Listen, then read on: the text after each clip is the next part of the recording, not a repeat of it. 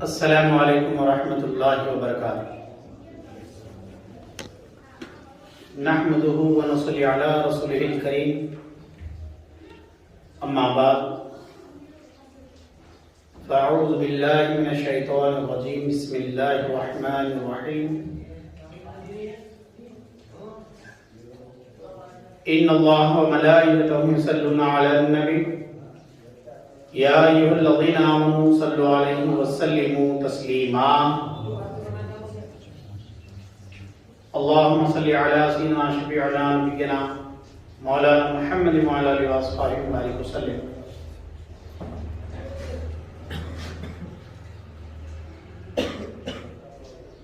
महल्ले के लोग जो हमारी आवाज़ सुन रहे हैं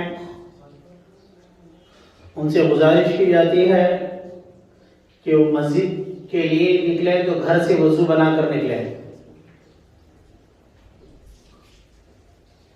बहुत देर से करंट नहीं रहने से, लाइट चले जाने से मस्जिद में पानी का इंतजाम नहीं है, वो अपने घरों से वजू करके आए। नमाज जुमा के लिए जो लोग मस्जिद को आ रहे हैं उनसे गुजारिश की जाती है कि घर से वजू करके आए। मस्जिद हजरत अली से ये ऐलान किया जा रहा है, मस्जिद हजरत अली से ये ऐलान किया जा रहा है, जो लोग नमाज जुमा के लिए मस्जिद को आ रहे हैं गुजारिश की जाती है कि वो अपने घरों से वजू करके आए। मस्जिद में पानी नहीं है, वो अपने घरों से वजू करके आए। मौजूद सामाईन, अल्लाह ताला हम सब पर करम फरमाए, आमीन। अल्लाह ताला हमको डिप्रेशन से, टेंशन से, स्ट्रेस से, तनाव से, अफसुर्दगी से, मायूसी से, बेचैनी से, घबराहट से, मनफी ख्यालात से, चिड़चिड़ेपन से, उल्टी सोच से, उलझनों से अल्लाह हम सब की हिफाजत फरमाए। आज आप सोशल मीडिया पे देख रहे हैं कि कुछ दिन पहले 25 फरवरी को एक लड़की अहमदाबाद में अपने शोहर से तंग होकर, अपने शोहर की बेजारगी से, अपने शोहर की बदअखलाकी से दिल बर्दाश्त ना होकर खुदकुशी कर ली है। सबों ने तकरीबन देखा है, जो लोग सोशल मीडिया पे देख रहे हैं, जी न्यूज़ और तमाम जितने भी न्यूज़ हैं सब पे ये न्यूज़ आ गई है। तो मैं चाहा कि आज के जुमा हम इस वाक़े पे, इस हालात पे बात करें। याद रख लीजिए, खुदकुशी इस्लाम में हराम है। खुदकुशी का इस्लाम में कहीं भी, किसी भी मोड़ पे, चाहे हालात कितने ही संगीन क्यों ना हुए हों, इस्लाम इसकी इजाज़त नहीं देता, बल्कि कोई भी मजहब में, कोई भी धर्म में ये जायज़ नहीं। अब एक सवाल पैदा होता है, इंसान यहाँ तक पहुँच जाता है कि वो अपनी जान को ख़त्म करने के लिए तैयार हो जाता है। ऐसा कब होता है?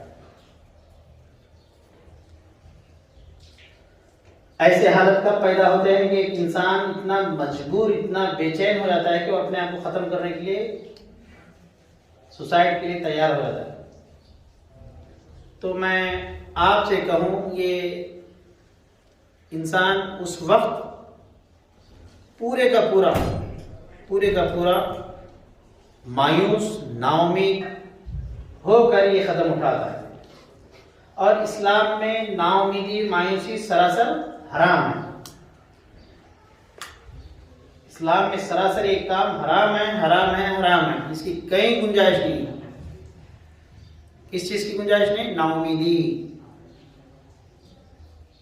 ला तक़नतू मिन रहमतिल्लाह। अल्लाह की रहमत से काफिर ही नाउमीद होते हैं। अल्लाह की रहमत से काफिर ही नाउमीद होते हैं।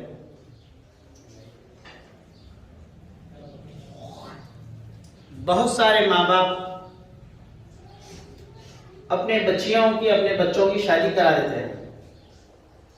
बड़े धूमधाम से हमारे माहौल में शादियां हो रही हैं। कौन लोग?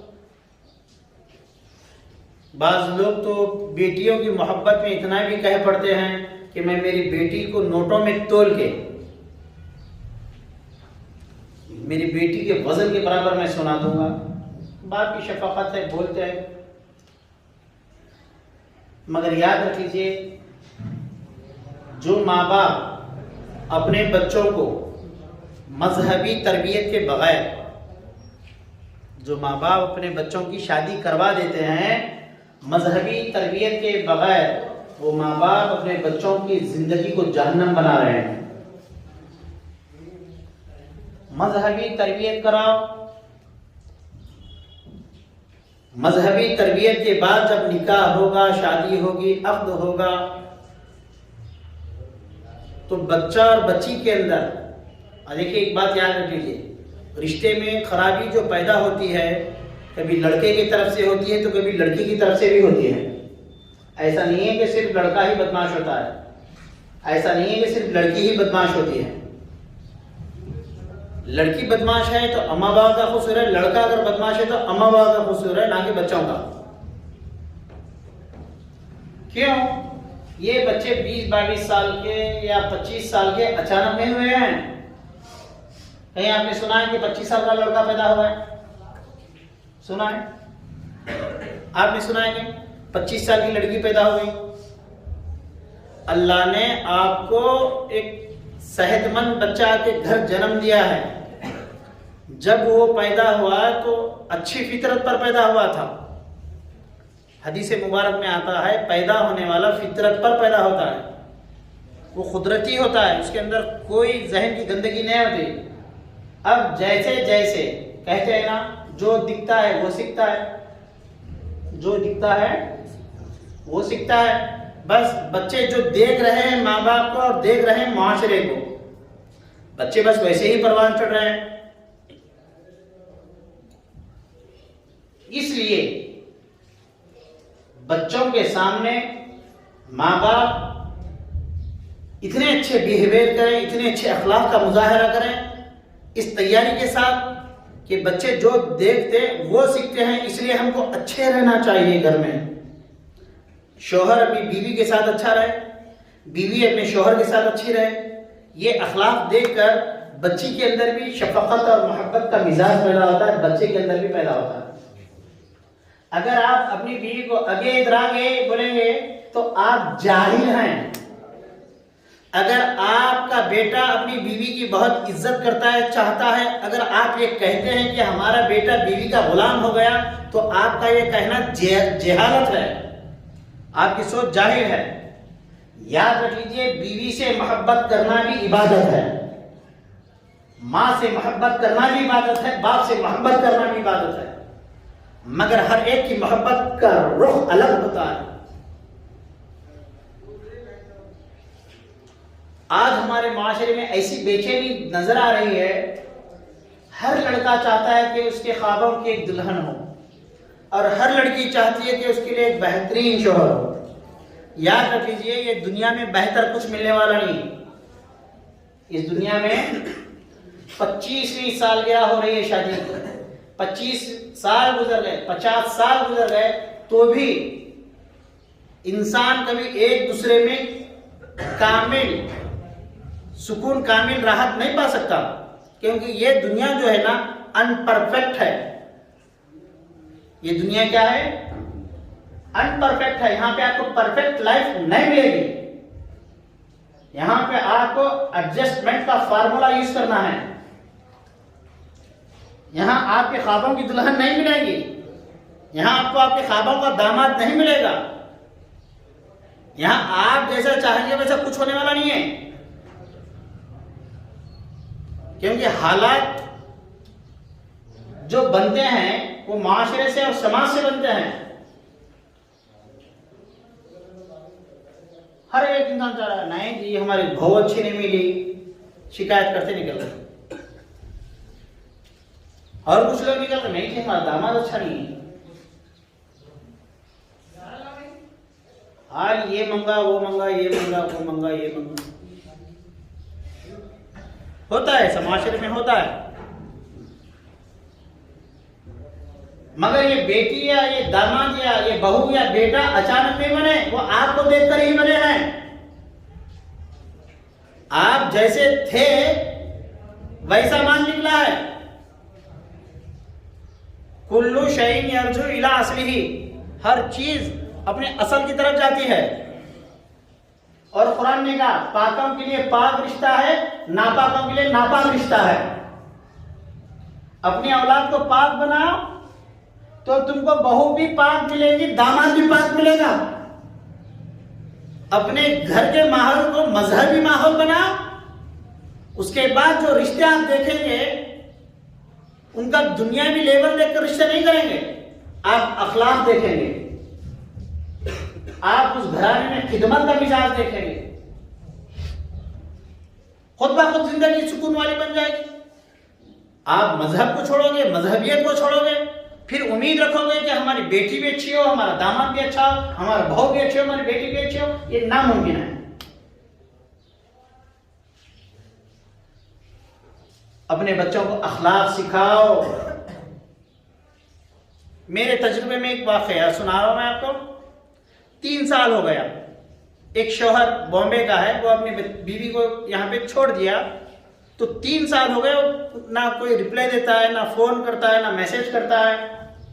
बेचैन सी है, लड़ाई झगड़े की नौबत आ गई है, करीब करीब बर्दाश्त के बाहर हो रहा है। लड़की वाले गुलबर्गा वाले मेरे पास केस आया।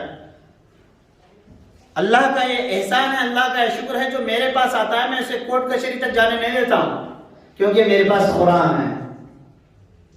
क्या है मेरे पास?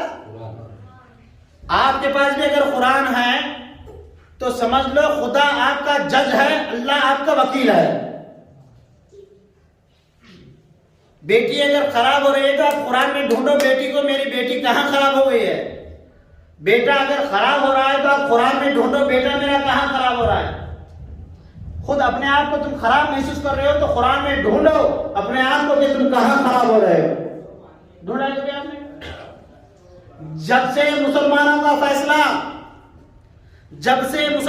फैसला ये कोर्ट कचहरी कर रही है, मुसलमानों का जवाब शुरू हो गया है। जब तक ये मुसलमानों का फैसला कुरान अल्लाह रसूल करते थे, ये मुसलमानों का मुकद्दर चमक रहा था। ये मुसलमान इतने गिर चुके हैं, तालीम में 0, साहित्य में 0, अखलाक में 0। घरादारा देखो बहुत अच्छे बने हैं, घरों के अंदर ऐसे रह रहे हैं, नींद की गोलियां खाए बगैर सुकून नहीं मिल रहा है। हकीकत बोल रहा हूं, बुरा लगा तो लगा लो, मुझे क्या फर्क पड़ता है। जब तक नींद की गोली नहीं खाएंगे आराम नहीं कर पा रहे। क्यों इतनी बेचैनी है भाई?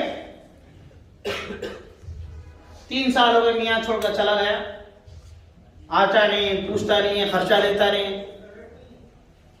बच्ची की माँ, बच्ची की और एक जिम्मेदार मेरे पास आया कि बोले साहब क्या करें बाबा, बात समझ में नहीं आ रही, हम चाहते हैं कि डोरी केस कर दे। मैं बोला देखिए डोरी केस मसले का हल नहीं है। डोरी केस का मतलब होता है झूठा केस, और झूठ पे कभी बुनियाद नहीं ठहरती। झूठ पे कभी बुनियाद ठहरती, जिसकी बुनियाद झूठी हो उस पर कोई आप बिल्डिंग नहीं मान सकते। झूठी बुनियाद पर जिंदगी की कामयाबी हासिल नहीं होती, झूठ पर। डोरी केस डालेंगे, उन्हें कभी आपसे जहेज मांगा ही नहीं, आप डोरी केस डालेंगे। वो आपसे कुछ मांगता ही नहीं तो डोरी केस कैसे डालोगे आप? और 3 साल से बच्ची तुम्हारे पास ही है तो जहेज मांगने का सवाल ही नहीं पैदा होता। झूठ पे बात नहीं चलती। दूसरी बात, अगर आप केस डाल देंगे तो आपका जो रिश्ता थोड़ा बहुत भी बचा हुआ है वो पूरा खत्म हो जाएगा। बेहतर है कि आप सब्र से काम लो, क्योंकि सब्र करने वालों के साथ अल्लाह की रहमत होती है। फिर मैं उस लड़की को सूरे यूसुफ बता दिया पढ़ने के लिए कि बेटा तुम रोजाना सूरे यूसुफ पढ़ते रहो। क्या पढ़ते रहो? सूरे नंबर 12 सूरे यूसुफ। अल्हम्दुलिल्लाह वो बच्ची रोजाना सूरे यूसुफ की तिलावत करते गई तर्जुमे के साथ। याद रख लो, जब तक कुरान तर्जुमे से नहीं पढ़ेंगे आपको कुरान समझ में नहीं आता, बगैर समझे कि अगर कुरान पढ़ेंगे तो 1 रुख पे 10 नेकियां, कुरान को अगर तर्जुमे के साथ पढ़ोगे तो 1 रुख पे 10 नेकियां, 1 रुख पे 70 नेकियां, बगैर तर्जुमे के पढ़ोगे तो 10 नेकियां 1 रुख पे, और कुरान को समझकर तर्जुमे के साथ पढ़ोगे तो 1 रुख पे 70 नेकियां मिल जाए। फिर उस बच्ची को मैंने बता दिया, बेटी तुम सूरह यूसुफ पढ़ो। सूरह यूसुफ को वो गौर से रोज पढ़ते गई 20-22 दिन गुजर गए। तो उसके बाद वो कहने लगी, लड़की बोले बाबा जान मेरे अंदर तब्दीली आ गई है, मेरा मियाँ जैसा भी हो मुझे कबूल है, मेरा मियाँ जैसा भी हो मुझे कबूल है। अब इस सूरे को पढ़ने के बाद मेरे अंदर इतनी सलाहियत आ गई है कि मैं मेरे सास को भी संभाल सकती हूँ और नंदना को भी संभाल सकती हूँ। अल्हम्दुलिल्लाह सुम्मा अल्हम्दुलिल्लाह। 1 महीना पहले की ये बात है, बच्ची चलेगी बॉम्बे को और शान से सुकून से इत्मीनान के साथ है। जो मुसलमान कुरान को अपना रहनुमा बनाता है वो मुसलमान पुलिसों के आगे अपना माल खर्चा करके जिंदगी बर्बाद नहीं करता, वकीलों के आगे नहीं। जो मुसलमान ये जानता हो अल्लाह वकील, अल्लाह कफील, अल्लाह वकील है, अल्लाह मेरे लिए काफी है, तो वो कुरान को अपना रहनुमा बनाकर खूब पढ़ता है तो कुरान उसके लिए बड़े से बड़े मसले से निकलने के लिए रास्ता बता देता है। अल्हम्दुलिल्लाह वो बच्ची बॉम्बे में फर्स्ट क्लास अपने इत्मीनान के साथ जिंदगी गुजार रही है। ये कुरान का ऐसी एक मौजूदा नहीं है, क्या कहते हैं उसको, सिर्फ एक करिश्मा नहीं है। कुरान को गौर से पढ़ने के बाद आपके अंदर एक खूबी पैदा होती है, वो बड़ा मौजूदा है। अपने औलाद को बनाओ, जिंदगी टूटने से बचाओ। कई लड़कियां हैं जो बेचैनी के आलम में जिंदगी खत्म कर रहे हैं, कई लड़के हैं रो रहे हैं, नहीं कि हमारे बराबर नहीं मिली बीवी हो। नहीं बेटा, बीवी बराबर नहीं मिली ऐसा मत बोल, ये खुदा की बनाई हुई नेमत है। क्या पढ़ते निकाह के दिन दुआ मालूम है, अल्लाहुम्मा बारिक फी ज़ौजैन बोलते। निकाह में जो महफिल होती है उसमें ये दुआ होती है, अल्लाह ये जो निकाह कर रहे हैं दुल्हा दुल्हन की जिंदगी में बरकतें अता फरमा बोलते। निकाह में सब मिलके दुआ देते, सब मिलके खाना खा के दुआ देते। तो ये क्या सिर्फ एक इंटरटेनमेंट था? नहीं बाबा, वो तो सच्चे दिल से दुआ देने के लिए आए थे सब। फिर इसके बावजूद जिंदगी क्यों खराब हो रही है? बोले तुम्हारे जहनों में गंदगी है। जुबान पे तो अल्लाह अल्लाह है लेकिन दिल में गंदगी है। जुबान पे तो हुर्रियत से तो मुसलमान मालूम होते हो, मगर तुम्हारी जिंदगी में कुरान नहीं है, तो फिर कहां से सुकून मिलेगा, कहां से तुमको रहनुमाई मिलेगी? अपनी फैमिली को बचाओ, उनकी तरबियत कराओ। क्या पता फिर कौन खुदकुशी के लिए तैयार हो जाए।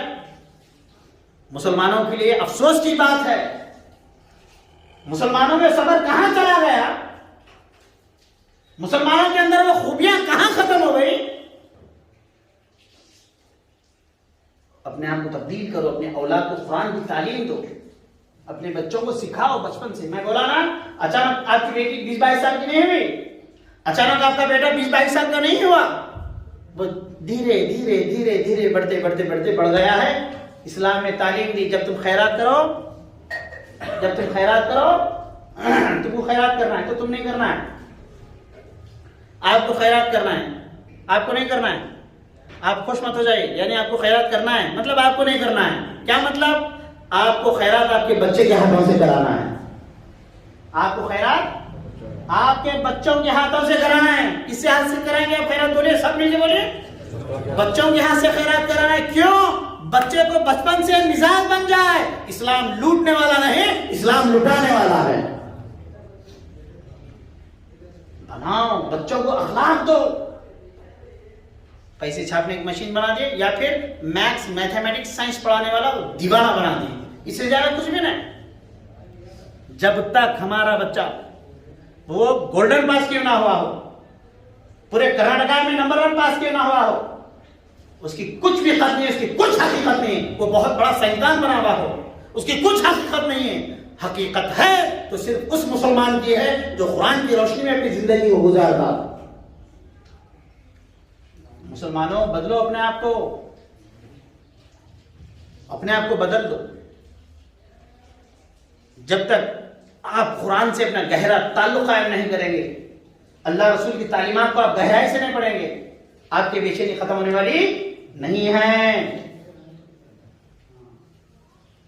सुबह को उठो, डॉक्टरों के आगे पैसे डाल रहे हो, कहां से गरीबी चले जाएगी। ये नाम नेहात लीडरों ने सिर्फ तुमको इस्तेमाल किया है, कुरान तुम्हारा इस्तेमाल नहीं करता। कुरान एक ऐसा लीडर है जो तुमको इस लायक बना देता है कि तुम्हारी जिंदगी दुनिया में भी चमक जाती है और आखिरत में भी चमक जाती है। बदलो अपने आप को, सेहतों को बचाओ। बीमारियों के दौर से हम तेजी से गुजर रहे हैं। मरने वालों की आप तादाद गिनाओ, मरने वालों को आप गिन लो। रोज के 40 सेकंड में खुदकुशी हो रही है। आप रिपोर्ट पढ़ो, 40 सेकंड में एक आदमी खुदकुशी कर रहा है, यानी रोज है ना 2700 लोग खुदकुशी कर रहे हैं सारी दुनिया में। कितनी नाउमीदी आ गई है। और उसमें मुसलमान भी हैं, ऐसा नहीं कि मुसलमान धुले हुए हैं दूध के। सब कुछ होने के बाद, पैसा है, मकान है, घर है, दार है, हमने समझा सुकून मिलेगा यार, लेकिन सब हासिल करने के बाद मालूम पड़ा अरे नहीं नहीं, इसमें सुकून नहीं है। अल्लाह ने सूरे बनी इसराइल, सूरे कहफ में कहा है, ये माल इन लोगों ने समझा इनकी कोशिशें। बड़ी प्यारी आयत है। अच्छा गौर से सुनो, बीवियों को भी सुनाओ जाके, क्योंकि आधे मर्द जो जहन्नमी होते हैं ना, बीवियों की तरफ से ही होते हैं। सोना होना जी, ये कपड़े होना जी, इतना होना जी, उतना होना जी, उन्होंने ऐसा कर रहे हैं, ऐसा कर रहे हैं, मेरे को भी दुनिया होना। बीवी जिसकी दीनदारी में साथ देने के लायक हो गई, वो मर्द खुद ब खुद दीनदार हो जाता है। बीवी अगर कहते हैं मेरे घर को सिर्फ हलाल माल आए, तो क्या जरूरत के मियाँ रिश्वत का माल घर को ले आए, सूद का माल घर को ले आए, हराम कमाई घर ले आए। कुरान ने कहा खू अनफुसकुम व अहलकुम, अपने आप को जहन्नम की आग से बचाओ, साथों साथ अपने बीवी बच्चों को भी जहन्नम की आग से बचाओ। सूरह कहफ में अल्लाह रब्बुल इज्जत ने कहा ये लोग दुनियावी मामले में बहुत कोशिश किए और समझे कि हम बहुत बड़ा काम कर रहे हैं। सूरह कहफ की बिल्कुल आखिरी आयत है, ये लोग घर बना दिए, दार बना दिए, प्रॉपर्टी बना दिए, बहुत नाम बना दिए, इज्जत बना दिए और समझ रहे हैं हमने बहुत बड़ी कामयाबी हासिल की। अल्लाह रब्बुल करीम ने कहा ये लोगों की कोशिशें दुनिया में अकारत गई, यानी ये लोग थर्ड क्लास कामों में अपनी जिंदगी को खत्म कर दिया। ये दुनिया की जिंदगी धोखा है, ये दुनिया की रौनकें तुमको वीरान कर देंगी, ये दुनिया की जिंदगी तुमको कहीं का नहीं रखेंगी। कुरान बार बार कहता है, मगर पढ़े तो दुनिया छूटे ना, पढ़ो तो दुनिया छूटे। हमको क्या होगा, मैं जो बोलूं सिर्फ आप सुनेंगे, सुनने की आदत पड़ गई है, आंखों को आग लग जाए, ऐसी जुबानें गायब हो जाए जो खुदा के कलाम को देखने के पढ़ने के लायक नहीं है। ऐसे मुसलमान कभी तरक्की कर ही नहीं सकते जो खुद कुरान को ना पढ़े और अपने औलाद को कुरान को ना समझाएं। अल्लाह के रसूल ने फरमाया दो ही लोग हैं जिन पर रश्क किया जा सकता है। आप उसमें हैं या नहीं मैं तो नहीं जानता हूं, आप देख लीजिए अभी हदीस सुनने के बाद, आप वो रश्क करने वालों में है या नहीं है। दो ही लोग हैं जिन पर रश्क किया जा सकता है, दो, सिर्फ दो। पता नहीं आप और मैं इसमें है या नहीं है।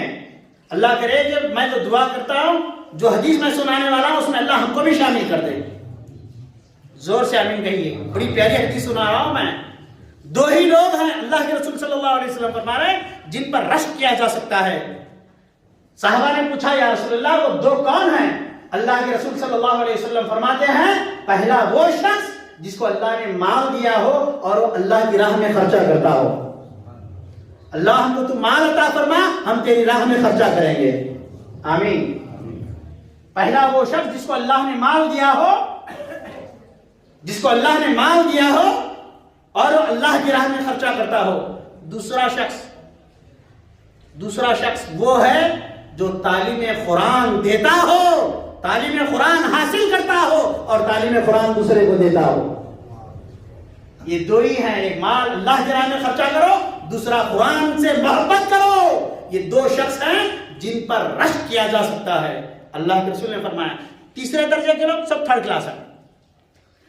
जिनका माल अल्लाह की राह में ना निकले वो शद्दाद से कम तो है ही नहीं। जिनका माल अल्लाह की राह में ना निकले फिरौन से कम तो हो ही नहीं सकते। जिनका माल अल्लाह की राह में ना निकले वो वक्त अबू जहल है, वो अबू लहब है, वो काफिर है। जिनका माल अल्लाह की राह में ना निकले, हजरत अबू बकर ने फरमाया जो अल्लाह की राह में माल ना निकाले उसकी गर्दन को मारो। मैं तो बोलता हूं अल्लाह ऐसे माल को ही गारत कर दे जिसमें दीन की भलाई ना हो। हमको तो ऐसा माल अता फरमा जिसमें तेरे बंदों की खिदमत हो और दीन की सरबलंदी हो। ऐसा माल नहीं चाहिए हमको जिसमें हमारी जहन्नम तैयार हो जाए। हमको तो मौला ऐसा माल अता फरमा दे जिसमें तेरे बंदों की हम खिदमत कर सके, यतीमों के काम आ सके, मोहताजों के काम आ सके, भूखों के काम आ सके, बेवाओं के काम आ सके। अजीजान मोहतरम, ये जिंदगी इसलिए नहीं है ताकि यहाँ फुलफिलमेंट हो, एंटरटेनमेंट हो, बहुत बहुत इंजॉय हो। जिंदगी इसके लिए नहीं है। जिंदगी सिर्फ और सिर्फ इसलिए यहाँ रहकर जन्नत में रहने की प्रैक्टिस करना है, यहाँ रहकर जन्नत में रहने की तैयारी करना है। मगर आपने समझा अल्लाह ने इतना दिया, अल्लाह का शुक्र है। कमाए बहुत, ऊपर नाम लिख दिए हाज़ा मिन फज़्ल रब्बी, ये मेरे रब के फजल से है, लिख दिया ऊपर माशाअल्लाह। अरे अल्लाह के बंदे कान खोल कर सुन ले, हजरत अली ने फरमाया ये दुनियादारी तुमको ले डूबेगी। जिस दिल में दुनिया दाखिल होती है कम अज कम उस ईमान को हलाक करके दिल के बाहर निकलती है। हजरत अली ने फरमाया जिस दिल में दुनिया दाखिल होती है ईमान को ऐसा काट के बाहर निकल जाती है। और तुम दुनिया कमा के खुश हो? अरे जरूरतें हैं भाई, मोहताजों की भी अल्लाह पूरी करता है, फकीरों की भी अल्लाह जरूरतें पूरी करता है, आम इंसान की भी जरूरतें अल्लाह पूरी करता है। और ख्वाहिश, आरज़ू, अरमान, अरे बादशाहों की भी अधूरी रह गई है। अक्लमंद हो, समझदार हो, जीते जी जमीन के नीचे की तैयारी कर लो, फिर देख लेना ये दुनिया वाले तुम्हारा काम बनाए या ना बनाए, अल्लाह के फरिश्ते तुम्हारे घर के खातिम बन जाएंगे। अपने आप को बदलो, नाउमीदी पैदा होने मत दो। गुटखा खा रहे हमारे नौजवान, एक आखिरी बात बताकर खत्म कर दो। गुटखा अगर मैं बोलूं हाथ उठाओ जितने लोग गुटखा खाते हैं तो मैं बताता हूं आधी मस्जिद कम से कम नहीं लेंगी। कमरा देखो इतने इतने हो गए, पेटों देखो इतने बड़े हो गए, समझ रहे हैं आप? चेहरे पे रौनक नहीं। जो नौजवान ऐसा है, नौजवान के बारे में कहा गया जन्नत में जो सब लोग रहेंगे ना वहां बूढ़े कोई भी नहीं होंगे ना, बच्चे होंगे, जवान होंगे। जन्नत में हम कैसे रहेंगे? जवान रहेंगे, जवान। जन्नत में कोई बुरा आदमी नहीं होगा, बीमार आदमी नहीं होगा, जवान, सब जवान। और कैसे होंगे? दुनिया के 100 नौजवानों के बराबर एक जवान होगा जो जन्नत में जाएगा। जन्नती नौजवान की जो ताकत होगी, आज के नौजवान तो नहीं होंगे। आज के नौजवान में जवानी क्या है यार? जवानी किसको बोलते मालूम क्या है? जिसकी सुबह 8 बजे वो भी कोई जवान है। जवान की सुबह 4:30-5 बजे हरकत के साथ शुरू होती है। जिम करता है, वर्जिश करता है, अपने दांत को साफ रखता है, सीना भरा हुआ रखता है, गाल पे गोश्त रखता है। नौजवानों बनाओ अपने आप को, ये तुम नहीं, ये तुम्हारे कंधों पर आने वाली नस्ल की जिम्मेदारी है। जो हमारे बड़े लोग हैं उनका तो हुआ गया, देखते देखते दिन खत्म कर देंगे, मगर नौजवानों तुम्हारे कंधों पर आने वाली उम्मत की जिम्मेदारी है। अगर तुम ही ऐसे मरियम हो, इतने गए गुजरे हो कि बिस्तर से नहीं उठ सकते, तो बताओ तुमको किसने जवान कहा? ये महीने में सही बताओ यार, कितने खजूर खाए, कितने बादाम खाए, कितना खोपरा खाए, कितना गुड़ खाए, बता सकते? हाँ, कितने गुटके खाए ये बता सकते? रोजाना 150 रुपये लगते हैं, कुछ भी नहीं। कितने खाता बाप? 25 खाता हूँ रोजाना। एक मेरे पास नौजवान आ रहा है, उसका ताहरी का होटल है, 25 गुटके खाता था रोजाना। कितने? 25। 5 रुपए में एक है, 125 रुपये हो गए। और चाय कितने पीता था बोले तो 10 चाय पीता था साहब। अल्हम्दुलिल्लाह मेरी तरबियत 12-14 दिन की हुई, अल्लाह के फजल करम से। अल्लाह मेरी बात का गवाह है, मैं हकीकत कह रहा हूँ, अल्लाह गवाह है। और अल्लाह मुझे ऐसी ही मदद करे कि मैं आप लोगों के सबके बुरे आदतें छुड़ाऊं। आमीन। क्योंकि गुटखा खाने वाले जल्दी शादी नहीं करते, बात याद रखो। बादाम खाने वाले फिक्र में रहते, मेरी शादी कब होगी, मेरी शादी कब होगी। गुटखा खाने वाले नहीं कर सकते शादी जल्दी। नौजवान जिसका नाम कलीम है, अल्हम्दुलिल्लाह 14 दिन में उसकी चाय की भी आदत छूट गई, उसके गुटखों की भी आदत छूट गई। ये पैसा तुम्हारा हराम का नहीं है कि तुमने खा के इसको थूक दिया। अरे यार तू 150 रुपए रोजाना खर्चा करता है बीड़ी सिगरेट पे गुटखे पे, सोच ये 150 रुपए में किसी बेवा की जिंदगी का गुजर हो जाएगा। ये 150 रुपए के लिए किसी के शुगर के गोलियां मिल जाएंगी। ये 150 रुपए अगर तू रोजाना खर्च करता है तो महाना 4,500 रुपए हो गए। तुझे खुदा की बारगाह में इसका जवाब देना पड़ेगा। तेरी बात की जाती नहीं है तू खा के थूकता चले जाए, धुआं उड़ाता चला जाए, नहीं, तुझे खुदा की बारगाह में जवाब देना होगा। अगर खुदा को जलाया गया तो तुझे कैंसर में मुब्तला कर दिया जाएगा, तुझे बीमारियों में डाल दिया जाएगा। अगर तू आज ये पैसों को अपनी मनमानी, अपने मन चाहे तरीके से उड़ाता है तो तुझे कब्र में बिच्छुआ खा लेंगे, सांप निकल लेगा, तड़पा के मार दिया जाएगा। तू समझा ये पैसे मैं कमाया हूं, मैं खर्चा करूंगा। अरे नादान, अरे नौजवान सुन ले, अल्लाह ने तुझे पैसे इसलिए दिया है ताकि तू तेरे गरीबों को संभाल ले। बताओ कितना दिया तुम हर महीना? बादाम महंगा है, काजू महंगा है, सब महंगा है। गुटखा बड़ा सस्ता है, गुटखा इतना सस्ता है बस खाते जा रहे हैं। संभालो नौजवानों, हालत देख लो अपनी हालत देख लो। कोई एक सीने पे मार दिया ना, जगह पे मर जाता, इतना कमजोर है। अरे ये वो मुसलमान था 15 साल में तलवार लेके उतरा जाता था मैदान जंग में, जिसका नाम जलालुद्दीन मोहम्मद अकबर है। 15 साल की उम्र में मैदान में उतरे। तुम्हारा क्या हाल है? कहां तो गोलियां चले तो घर में जाके छुपके बैठते मुर्गियां बड़े सा। कहां एक दो मना तो पूरा गुलबर्गा बंद, डर गए सबके सब, पुख हैं। क्यों? कब तक ऐसे मुसलमान बनोगे? अरे मुसलमानों, अपने आप को संभालो, वक्त बहुत बुरा आने वाला है। अगर अभी नहीं सुधरोगे तो याद रख लो, अल्लाह ताला फरमाते हैं नहीं सुधरोगे ठीक है, हम तुमको हटा देंगे, दूसरी कौम को ले आएंगे, उनको हम कलमा पढ़ाएंगे, मुसलमान बनाएंगे, हम उनको चाहते हैं वो हमको चाहने वाले बन जाएंगे। तुम सुधरो, सेहत बनाओ, कसरत से वर्जिश करो, इबादत करो, माँ बाप के सामने बीमार होकर मत मरो, कैंसर के गड्ढे बनाने के मत मरो। भर्ती नौजवान रहो। तुमको बायोडाटा देकर रिश्ता करने की नहीं, बल्कि कई लोग तुम्हारे पीछे पड़ने वाले रिश्ते मिल जाए। बोले बच्चे को बच्ची हम देते, बच्चे को बच्ची हम देते, क्या होगा देखो, कब बनाओगे सेहत? अल्लाह पाक की बारगाह में मैं दुआ करता हूं कि अल्लाह पाक हमको अच्छी सेहत अता फरमा, डिप्रेशन से, टेंशन से, बेचैनी से हमारी हिफाजत फरमा, हमारी औलाद को गुटखे खाने से बचा, हमारे औलाद को सिगरेट पीने से बचा, हमारी औलाद को चाय पीने से भी बचा। रब्बे खदीर हमारे पैसों में, हमारे कमाई में गरीबों का हिस्सा भी निकालने की हमें तौफीक अता फरमा। रब्बे खदीर हमें खूब माल अता फरमा ताकि हम तेरे बंदों की खिदमत कर सकें। हमारे बच्चों के नसीबा रोशन फरमा। रब्बे खदीर हम बेचैन और परेशान हाल मत बन गए हैं मौला, तो हमारी दस्तगिरी फरमा, हमारे नसीबा को बदला दे। हम में जो बेचैनी है रब्बे खदीर उसको तू बदला दे। तेरे प्यारे हबीब की नालैन का वास्ता, कुरान की एक आयतों का वास्ता, मौला हम गंदगियों में डूबे हैं, हमको गंदगियों से निकाल के पाक और साफ फरमा दे। रब्बे खदीर जिनके इरादे कच्चे पक्के हैं ये आदतें छोड़ने के लिए, रब्बे खदीर उनके अंदर तो बुर्दबारी हिम्मत दिली अता फरमा दे कि बुरी आदतों को छोड़ सकें। रब्बे खदीर हमको कसरत करने वाला, वर्जिश करने वाला, अच्छी इबादत करने वाला बना। रब्बे खदीर हम सबको माँ बाप का फरमा बरदार बना, हमको इतनी दौलत अता फरमा के माँ बाप की हम खूब खिदमत कर सके। मौला हमें माँ बाप का फरमा बरदार बना। वसल्लल्लाहु ताला अला खैरि खल्क़िल अर्श मुहम्मद व अला आलिहि व अस्हाबिही अजमाईन बिरहमतिका या अरहमर राहिमीन अल्हम्दुलिल्लाहि रब्बिल आलमीन।